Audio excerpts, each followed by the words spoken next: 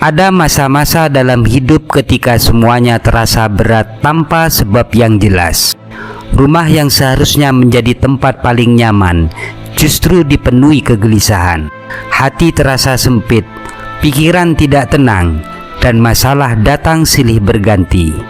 Padahal, jika dilihat dari luar, hidup tampak baik-baik saja. Dalam kondisi seperti ini, banyak orang mencari jawaban ke berbagai arah, membahas faktor psikologis, ekonomi, atau sosial. Namun seringkali ada satu sisi yang dilupakan, gangguan yang tidak kasat mata, yaitu peran setan sebagai musuh manusia sejak awal penciptaan.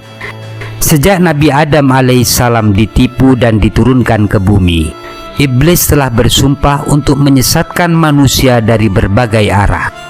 Dijelaskan bahwa setiap hari Iblis mengutus pasukannya untuk merusak manusia, dan keberhasilan yang paling ia banggakan bukan sekedar menjerumuskan seseorang ke dalam dosa, tetapi ketika ia berhasil memecah sebuah keluarga, memisahkan suami dari istri, merusak hubungan dan menghancurkan ketenangan rumah tangga.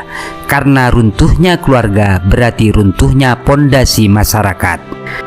Namun Islam tidak hanya mengungkap musuh, ia juga menunjukkan jalan perlindungan. Di antara solusi yang paling agung yang diajarkan oleh Rasulullah SAW adalah menghidupkan Al-Quran di dalam rumah, khususnya surat Al-Baqarah. Beliau menegaskan bahwa rumah yang dibacakan surat Al-Baqarah tidak akan dimasuki oleh setan. Ini bukan sekedar anjuran spiritual, tetapi benteng nyata yang menjaga kehidupan seorang muslim dari gangguan-gangguan yang tidak terlihat. Surat Al-Baqarah sendiri memiliki kedudukan yang sangat istimewa.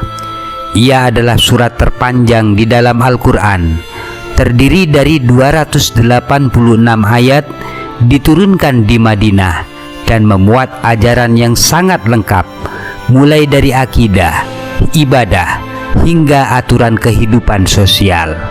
Rasulullah menyebutnya bersama surat Ali Imran sebagai Az-Zahrawain, dua cahaya yang kelak akan datang pada hari kiamat, seperti naungan yang melindungi orang-orang yang membacanya.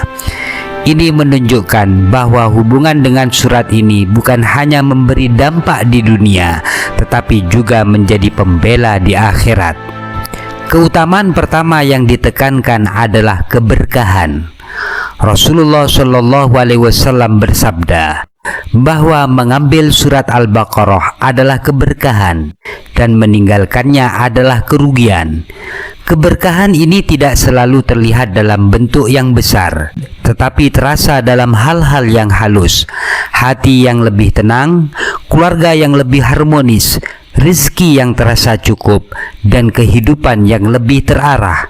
Rumah yang hidup dengan bacaan surat ini bukan hanya menjadi lebih damai, tetapi juga terlindungi dari gangguan setan yang sering menjadi sumber kegelisahan.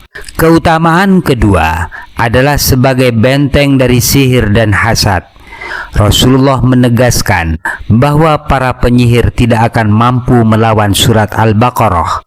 Dalam surat ini sendiri Allah menjelaskan bahwa sihir tidak membahayakan siapapun kecuali dengan izinnya.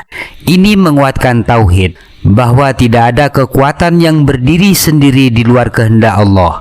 Maka ketika seseorang menjaga surat Al-Baqarah, bukan ia hanya membaca, tetapi sedang membangun perlindungan yang kokoh. Kisah-kisah nyata menguatkan makna ini. Diceritakan tentang seorang muslimah yang menjaga amalannya dengan istiqomah, termasuk membaca surat Al-Baqarah sebelum tidur. Ketika seseorang menyimpan dendam, mencoba mencelakainya melalui sihir, semua upaya itu gagal. Bahkan para pelaku sihir mengakui bahwa mereka tidak mampu menembus perlindungan yang menyelimutinya.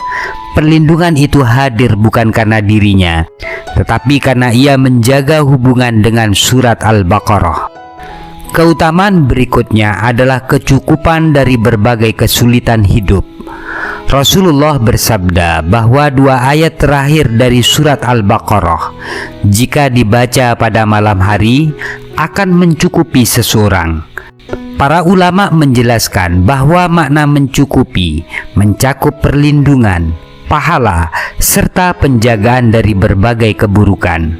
2 ayat ini juga berisi doa yang sangat dalam, permohonan ampun, keringanan beban, dan harapan agar tidak diuji di luar kemampuan. Dalam kelelahan hidup, ayat-ayat ini menjadi tempat bersandar yang lembut.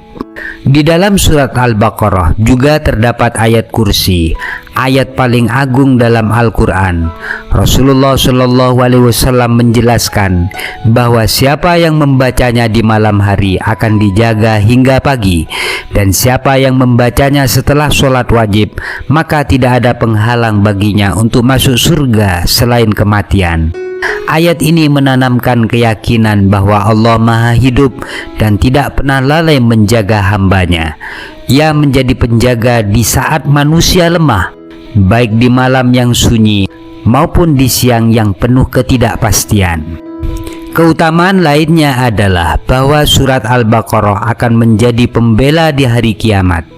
Rasulullah menjelaskan bahwa Al-Quran akan datang memberi syafaat bagi para pembacanya, dan secara khusus surat Al-Baqarah akan hadir sebagai pelindung bagi mereka yang menjaganya.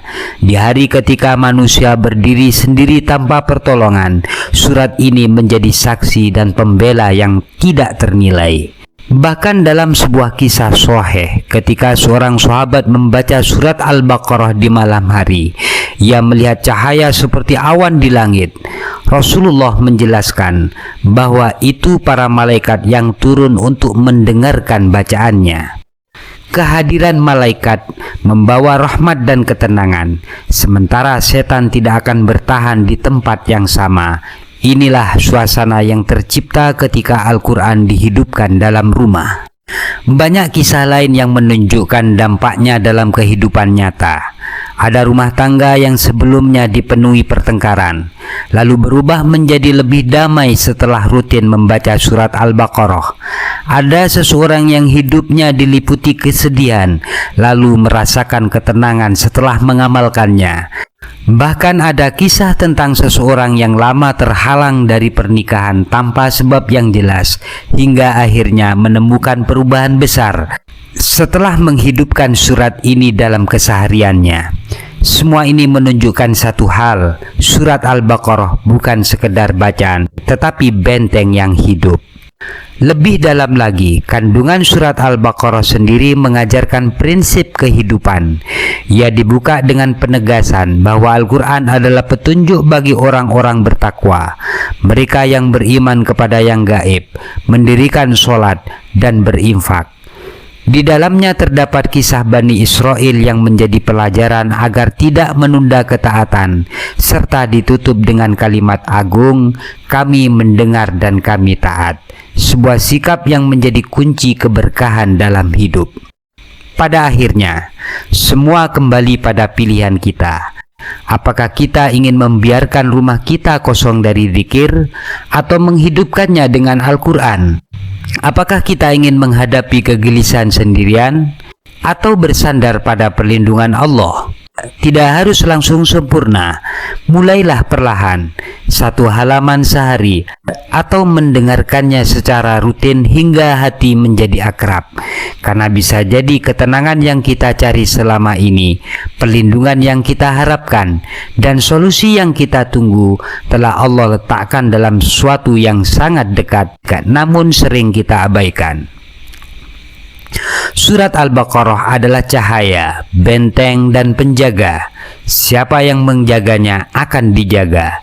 Semoga Allah menjadikan rumah-rumah kita bercahaya dengan Al-Quran, dipenuhi keberkahan surat Al-Baqarah, dan menjadikannya pembela kita di dunia serta akhirat. Amin ya Rabbal Alamin.